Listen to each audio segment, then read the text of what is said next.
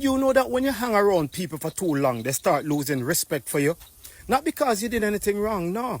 Just because you're always there. Familiarity will breed comfort and then disrespect. And before you know it, they stop listening. They stop valuing your time, your words, your presence, and worse, you start feeling like you're the problem, like you're disappointing people just for being yourself. And that's why I keep my distance, not out of pride, not out of fear, but out of wisdom. It's called the law of scarcity. Because when you're not always available, your presence becomes more powerful.